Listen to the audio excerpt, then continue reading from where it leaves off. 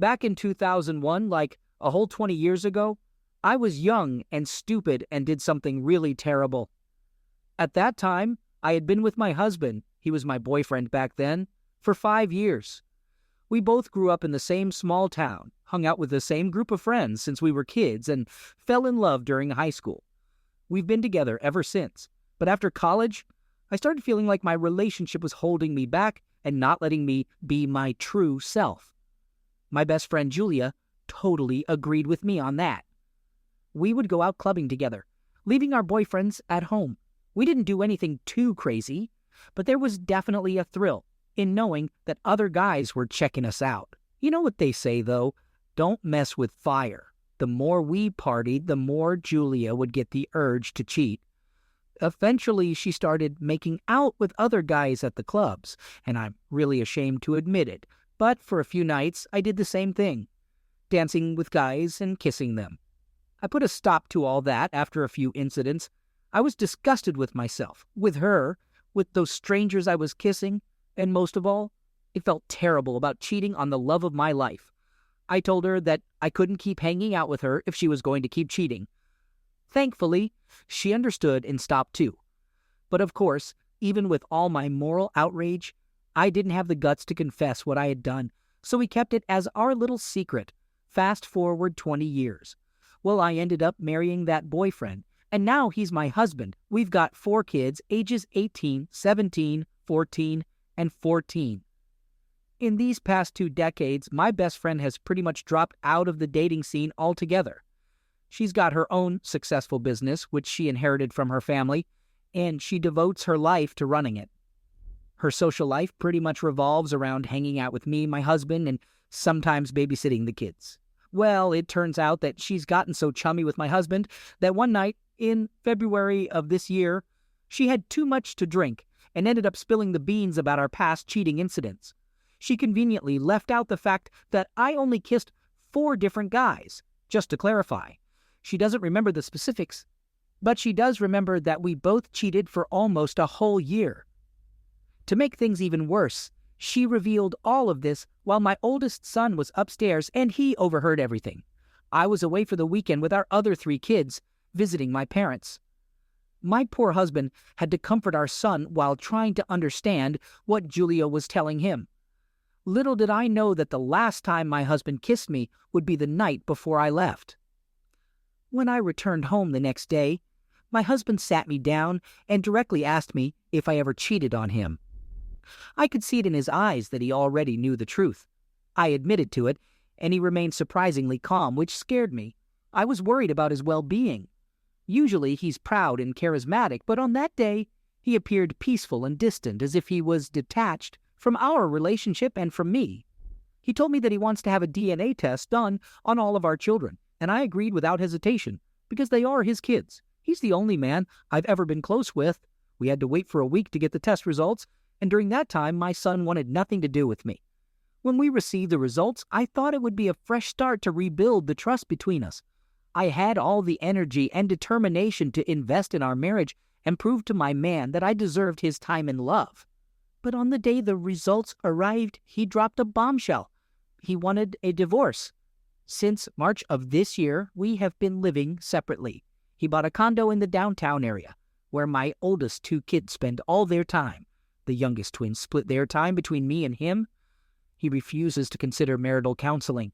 In our jurisdiction, there is a 6-month waiting period before a divorce can be finalized, and that period expired in October. So as of October 23rd, I'm a 42-year-old divorced woman with 4 kids. 2 of them hate me, and the others see me as the cause of the upheaval in their lives. I completely cut Julie out of my life. I know it's not her fault. I made the choice to lie, and I have to face the consequences. But somehow, I associate all the ruin in my life with her. It doesn't really make sense, but I blame her. Just last weekend, one of my younger kids mentioned that Julia has been staying over at my husband's condo. I'm filled with jealousy, hatred towards her, and anguish over this whole situation. I desperately want to win him back. This isn't how our lives were supposed to end. We've worked so damn hard to build our home, and he shouldn't be sharing it with her while I'm left out in the cold. Even the thought of calling him my ex makes me want to disappear. After a while, I did something I never thought I'd do. I unblocked Julia and reached out to her.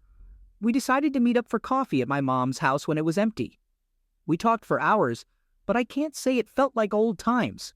There was this tension in my stomach that wouldn't go away. I realized I still have a lot of resentment towards her for what she did. I can't fully let my guard down with her like I used to, and I need to accept that. Anyway, let me fill you in on what she told me. I asked her why she told my husband about my cheating. Turns out it was just a stupid mistake she made while being drunk. There was no real reason behind it. She doesn't even remember it happening, but she does recall my oldest son being distant with her the next morning. My husband later explained to her what she had revealed. What was her attitude towards my husband after she confessed? Well, my husband actually cut her off shortly after I did.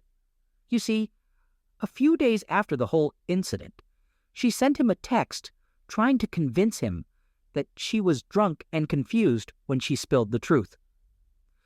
But he had already confronted me by that point, so he knew she was telling the truth. He needed some distance from her because he associated her with all the lies I had told. How did she manage to reconnect with him after he told her to stay away? Well, he didn't actually block her. He just made it clear that he didn't want her to contact him anymore. She promised to respect his wishes and stay away from him and the kids. But after 3 months, she reached out to him again. She explained that she had been getting help for her issues with alcohol and wanted to apologize for all the harm she had caused. They had a conversation, and from then on, they stayed in touch. Why is she staying over at his place? Well, she's been feeling lonely at home during the winter because of her past issues with drinking. She wanted some company, so she stays in the guest bedroom. They're not drinking together or anything like that. She even apologized for the confusion it caused my twin daughters.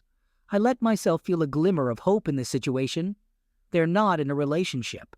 This whole thing wasn't some big plan for her to take him away from me. There's still a chance for us. But I needed to confirm it for myself. Did they ever have closeness? Yeah, after the divorce was finalized, they hooked up a few times just to blow off some steam. She kept assuring me that I shouldn't worry because they weren't trying to start a relationship. There's too much resentment and baggage between them for it to work, and she doesn't think she's his type.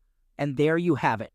I couldn't hold back the tears when she confessed this. We both cried and she apologized. I must have told her 1,000 times that I hate her. I truly do hate her. I hate her more than I ever thought possible. She knows how much I love him. She knows how much I need him. Yet she still manages to disrupt everything, no matter how much it hurts me. I kicked her out after that. I haven't blocked her again. She wants to be back in my life. But there's no way in hell I want to see her if she's sleeping with the man I love. I know some women can swallow their pride and handle it, but I can't. So that's where I stand right now. At least they're not in love or rushing into marriage. I try to convince myself that he's only using her as a way to fill the void in his heart. I try to convince myself that what they're doing is not meaningful closeness, but just a physical reaction to stress and circumstances. However, her comment about not being his type lingers in my mind. I wish I had asked her if she's dating someone now, or if he has his eyes on someone else. I wish I had prepared notes on the things I wanted to learn and express instead of going into the conversation unprepared. My emotions got the best of me, and now I find myself crying until I'm physically exhausted. All this meeting has done is humble me at the thought of him and her making love. I can't let this continue. I need to win him back before he falls in love with someone else. With the new information I've discovered, does anyone have advice on what steps I should take? Update. I need to strategize to do something different, something that could bring about a change in our lives. I'm aware that I made a grave mistake, but I also realize I didn't want it to ruin the rest of my life. I was in my early 20s back then, and now in my 40s, I'm a different person. I believe in forgiveness and second chances. I believe that my kids deserve a happy, loving family, not this chaos. My heart aches for my 2 elder kids who've distanced themselves from me. I can see the disappointment and anger in their eyes. I started seeking professional help, going for therapy sessions, working on my self-improvement. I needed to make amends. I needed to prove that I've changed, that I'm not the woman I was 20 years ago. My therapist helped me understand that it was necessary for me to forgive myself first, to move on from the past and focus on my future. I thought of reaching out to my ex-husband, but he was adamant. He had made it clear that he doesn't want to have anything to do with me. The only contact we had was through the lawyers. Every time I saw his name on the legal documents, my heart sank. I yearned to hear his voice, to see his face, to touch him, but all I got was a cold, distant signature on a piece of paper. One day I heard from a mutual friend that he had moved in with a new woman. My heart dropped. The jealousy was consuming me. I felt a burning rage inside me. I wanted to scream. I wanted to cry. I saw her once. She was stunning. With her beautiful long hair and radiant skin, she was indeed a sight to behold. I couldn't help but compare myself to her. I thought to myself I should be in her place with my kids, with my husband. It was a bitter pill to swallow. In the end, the divorce was finalized, and I was left with a big loan and no child support. I was on my own, struggling to make ends meet. He changed his numbers, made it impossible for me to reach him. It felt as if he had erased me from his life. Every night, I found myself crying, regretting every single mistake I had made. I wished I could turn back time. I wished I could undo it all. It was a long time ago. It was only a couple of kisses. There was never any closeness. Did I really deserve such a harsh outcome? I asked myself that question every single day. Was it that easy for him to move on, to forget all the years we had together, to forget all the happy moments, all the love, all the time we spent together? Was his heart just made of stone, or did he just decide to forget? It was like he became this mean, uncaring guy who looked down on me, even though I had been with him for over 20 years. Second story. Just so you know, I'm currently 35 years old, and this story I'm about to tell you happened back in 2014 when I was 26. My ex-fiancée, whom I'll refer to as Barb, was 25 at the time. We actually met in college and had been dating for 3 years before deciding to get engaged. By the 4th year, we had even set a wedding date. Both of our families weren't financially well off, and Barb was pursuing her graduate studies. So, the financial responsibility for the wedding fell on me. It ended up costing a total of $20,000, which I managed to pay in full just 4 days before the wedding. Before I dive into the chaotic evening I'm about to share, let me give you a rundown of our typical relationship drama in our mid-20s. We had our fair share of issues like poor communication, partying too much on weekends, and silly fights over insignificant things. But aside from that, we had a solid relationship and spent a lot of time together navigating life after college and planning our future. Now, back to the wedding disaster. As I mentioned earlier, I had already paid the wedding and reception venue, and their policy stated that the payment was non-refundable.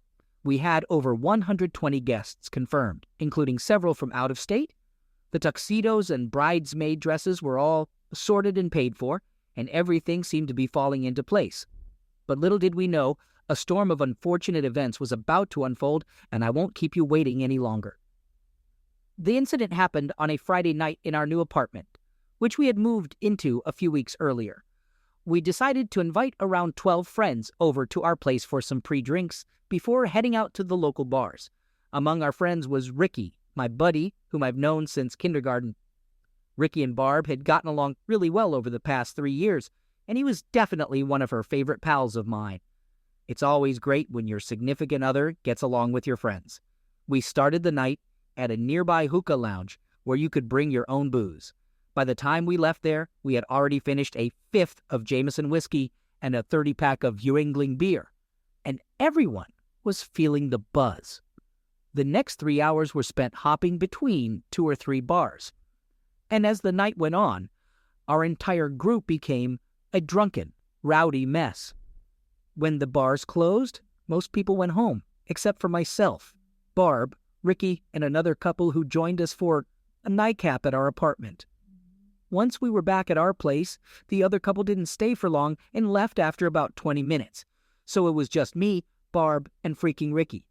Earlier in the night at the hookah bar, I noticed Barb being more focused on her phone than usual, and I also noticed Ricky checking his phone whenever Barb would lock the screen. I had a slight suspicion, but didn't think much of it. Why would I worry about them planning something shady just 2 days before I was supposed to marry Barb? Back at the apartment, I was relatively sober, and realized all the alcohol had been finished.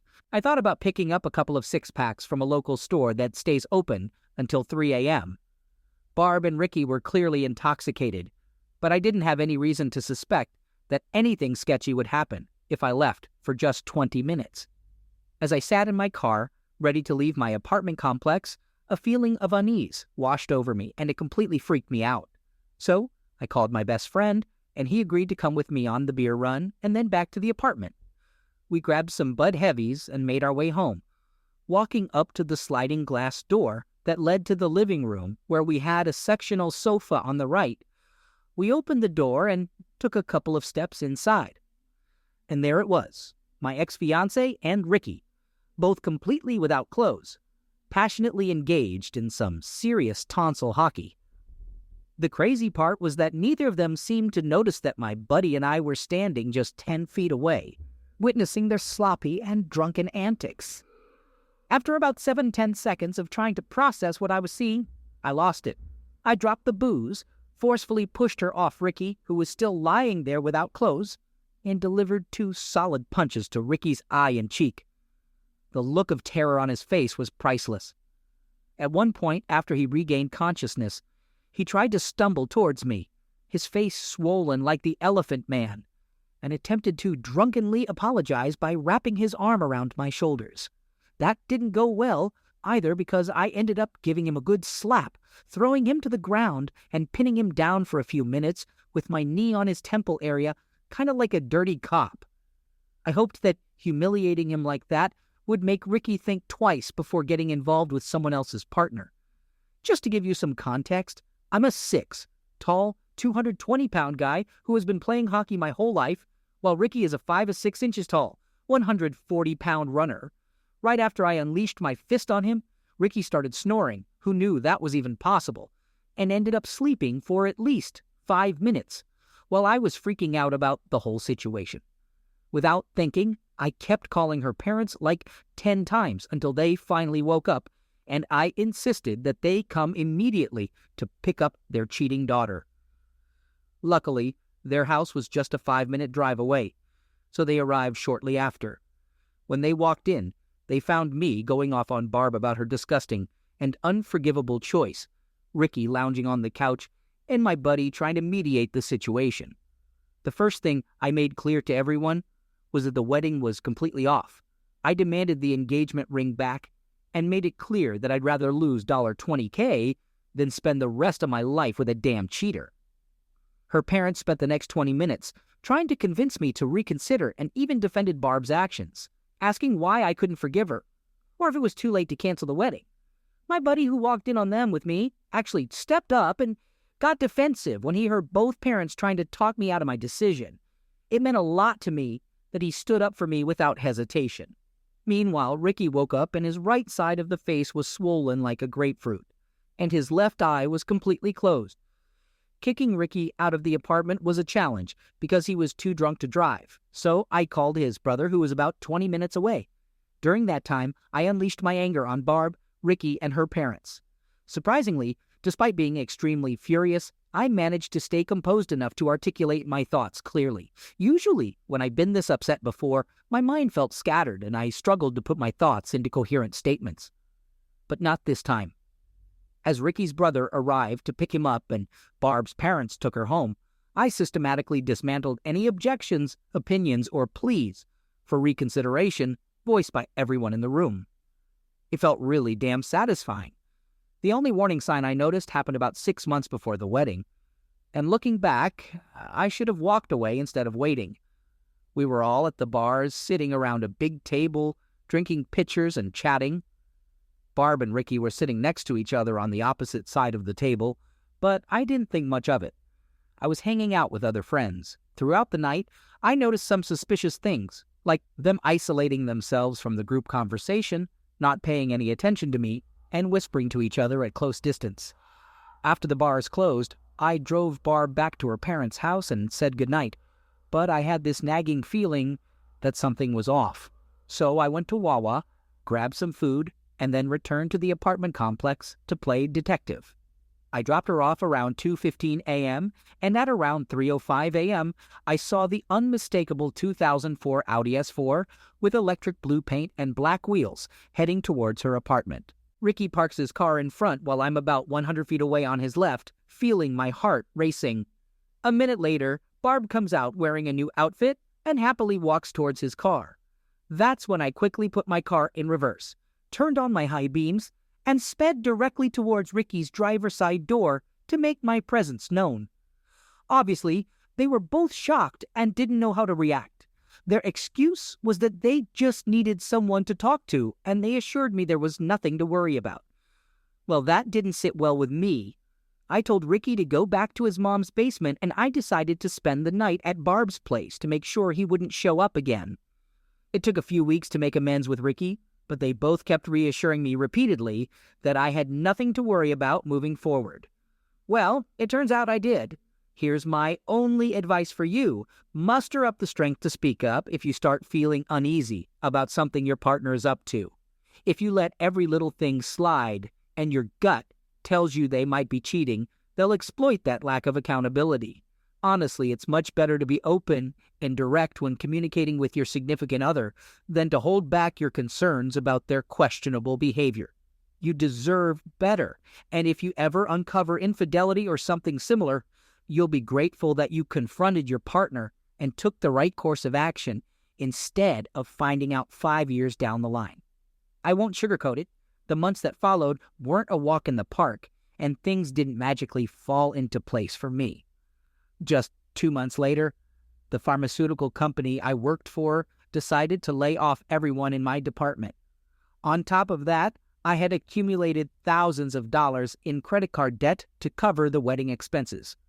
I was haunted by unemployment for a grueling 5 months, and to make matters worse, I was diagnosed with major depression. Life was a complete mess for a few years, and I wouldn't wish that on anyone. I didn't receive any money from her family to help with the wedding expenses, but I didn't really expect anything since they're not well off. The engagement ring was a tough one because even though I paid around $1,700 for it a year ago, Barb managed to beat it up pretty bad during that time. It didn't look good at all, with the smaller diamond on the left cracked and scratches on the white gold. I took it to several jewelers to get it appraised, and the best offer I got was $100. I decided to accept it and use the money to buy tickets to see my favorite rock band in Philly. Totally worth it. These days, I'm much happier.